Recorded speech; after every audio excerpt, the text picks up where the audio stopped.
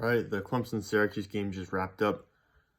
I have a 5 a.m. shift tomorrow, so I want to hurry up and get this video done, get it uploaded so I can go to bed.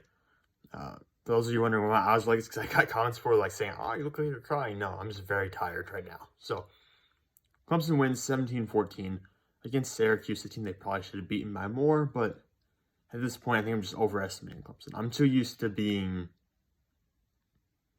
enthusiastic about this team overall and viewing this team as a playoff caliber team. They're certainly not that this year. Probably not even really deserving a top 25 selection. I know people will make the argument based on their schedule, based on who they've lost to. They should be a top 25 team. Look, they don't. Does it really matter? Does it really matter at all? I mean, they don't look like a top 25 team to me. Certainly only beating Syracuse by 3 on a last-minute missed field goal. You know, not a top 25 team to me based on something like that. So, all right, let's just talk about some notes I have from the game. And then I can go to bed. Clemson, going into this game, only converted 39.1% of their third down attempts. That was 69th in FBS on the first third down play of the game. DJ gets sacked. And later in the first quarter, on another third down play, it looks like a designated QB run or design QB run. Maybe it was an option play, but it looked like a design QB run to me. And he gets tackled for a loss on third down yet again. So, third down play calling, third down production is just still terrible. Has not improved whatsoever. 6 for 15 today on third downs. So, actually probably better than the usual, which is not saying much. But so, a little bit of improvement there. But still, to me, not look good at all. I think most Clemson fans will agree that third down has been a killer for them this year. The injuries have been terrible, too. The injuries, again, impacted this game. In terms of the players Clemson had available, obviously, nowhere near 100%. And that could be an excuse for the entire season. Injuries really piled up for us early on. But at some point, you have to say, well, this is a really good program, a lot of depth. There's still a lot of guys who are considered star players going into the season that are playing right now. Guys like Myles Murphy, guys like Justin Ross, who have not impacted the game nearly as much as people expected them to.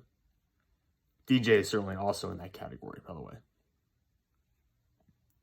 Overall, Clemson only 198 passing yards to 191 for Syracuse, which is crazy considering how talented this receiving core is and the expectations for DJ going into the season. So it's kind of crazy how this is what we're looking at right now in terms of production from that point of view. Rushing yards, 116 for Clemson, 165 for Syracuse. So more even than I expected to be, especially with Sean Tucker on the other side. He's going to be up there in that Heisman conversation for certain. So the fact that we were able to, I say, contain him. He had 157 rushing yards on 22 carries. So 7.1 yards per carry and a 54-yard run, which is long. But overall, that's kind of containing Sean Tucker to some extent. So not the worst outcome there. The screenplays. I talk about this every time because I just hate them. The screenplays we run are just absolutely horrendous. They rarely work out. They work out maybe once out of every 5 or 6 times we try them. I hate them so much. And defenses can just key up on that pretty quickly because Clemson's average depth of target on certain drives is so low because DJ's been airmailing deep throws and just missing on a lot of the deeper stuff. So the average depth of target is so low in certain drives. Defense just tee off on these screenplays. They're not effective because there's no real threat deep right now. Even the jump balls that we throw to get to the receivers drop them or don't make good plays on them right now. So the screenplays, I hate the screenplays so much. And Tony Elliott loves them, so it makes it that much more frustrating to watch these games. The trick play with Spliers and Davis Allen to go for it there for Clemson before the half, I thought that was tremendous. So that was a great play call. That was exactly what Clemson needed. They had to score there. They had to score going to half. And if they hadn't, we don't really know how it would alter the rest of the game, but hypothetically, if they hadn't scored going into half, they would have lost this game. So, or at least gone to overtime. So I really think that was a tremendous move. Will Spliers, high school quarterback, great throw. Davis Allen, great catch. That was overall just a fantastic play. One of the best ones of the game, honestly. And then it almost gets ruined because DJ tries throwing the ball up in the end zone as he's being sacked, and it almost gets intercepted. It doesn't. Clemson still gets called for a hold on the play, so back them up. And Clemson still manages to come away with a touchdown there. So everything gets saved, but overall just demonstrates how sloppy this offense has been. Not being able to cleanly capitalize on that tremendous fourth down call. Even though we got a touchdown out of that, it was very sloppy. In the second half, the snap over DJ's head, that was really an opening drive killer. And actually, the opening drive, I felt really good about that. I thought we were going to score. I thought we were going to get points on that. It looked like it was going very clean, very crisp. And then, the snap over goes over his head. We end up at 3rd and 16. And of course, that's not going to work out. It could have been a first down, though, but Justin Ross ends up dropping a contested catch. Justin Ross, by the way, a guy I want to talk about. I love Justin Ross, don't get me wrong. I was battling for him to be a first-round pick going into the season. You can talk to Joe Marino of the Draft Network. I was calling Justin Ross a first-round pick for 2022, and he's just not even close to that. I mean, it's not even close to what he was as a freshman or sophomore, and I understand. He only got cleared to, play this season in August, so you have to give him another year potentially to get back to where he was before, but I don't think he's even going to go to the draft this year. Because right now, he's not going to go in the top 64 picks. He's not a first or second round player. He just isn't. He has not. I'm not even sure he's a third round guy right now. I can't guarantee that. Certainly not a first round guy right now, though. So it's going to be very interesting to see where his career progresses from here, because he's being treated like a wide receiver one, like a true top option, and he's just not producing like one. And those contested catches that he was making as a freshman and a sophomore, he's not. And part of that's on DJ, but a lot of it's on Justin Ross right now. So that kind of killed the opening drive in the second half, and then things just never really improved from there.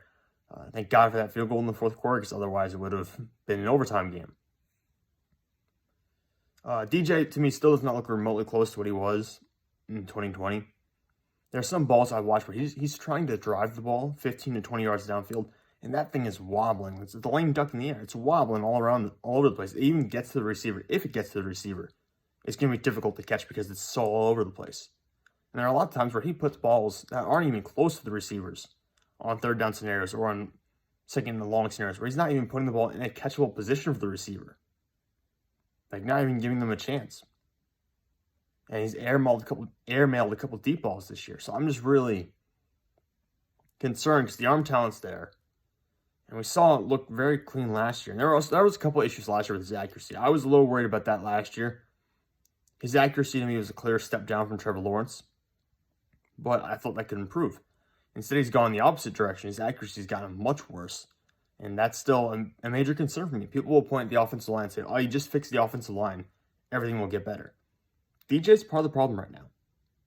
So, just something to consider going forward.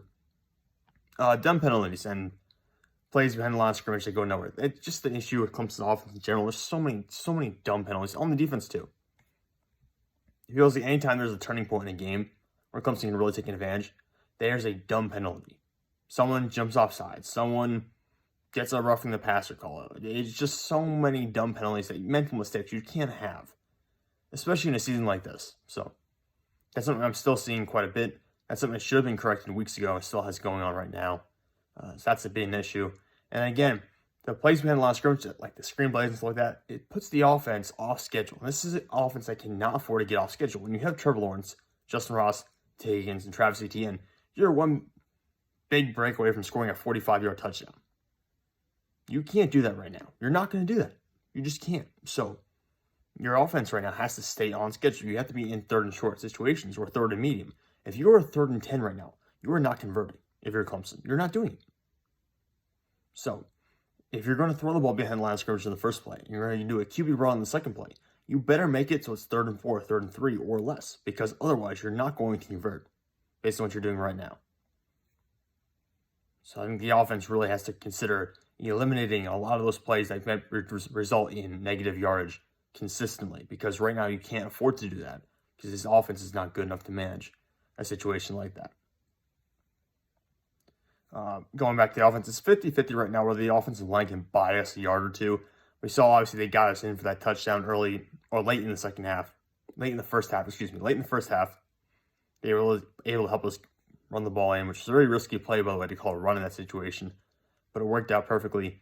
And then later on in the game, we needed 2 yards to get a first down, and we didn't get it. We came up a yard short. So really, the offensive line is an issue. Probably the biggest issue on the offense, but there's also a lot of other problems there as well. it feels like this defense has 2 or 3 catastrophic plays or breakdowns every game. We saw it with Syracuse's second touchdown of the game, where it's just a catastrophic failure. And it feels like that happens 2 or 3 times a game. It's hard to play defense, guys. The rules are so skewed to the offense. I understand defensive breakdowns. It happens. You can't hold defenses to be a perfect every single game. However, how often do you think Georgia's defense is going to have a catastrophic breakdown like that? How often is Clemson's defense from 3 or 4 years ago going to have a breakdown like that? I mean, you see where I'm going here? This is a good defense that's missing a lot of starters. But even when the starters were in there, they're struggling. This is a solid defense, but it's not a great defense. It's keeping us in games because we're playing against offenses that don't have great quarterbacks.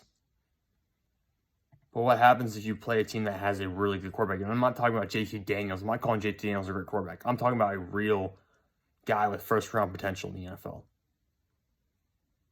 Which is not JT Daniels, by the way. But, you know, it's going to be different. So this defense is good, but not great to me.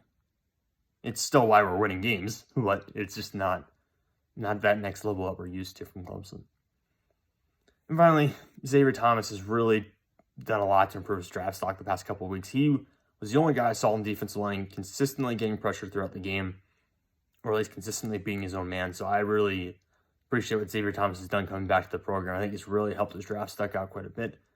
And, you know, I'd be excited to see if he makes it into the 3rd round of the draft. That'll be very interesting to see if he gets up inside the top 90 to top 100 selections or so. But for now, I'm tired. I'm going to bed. See you guys tomorrow.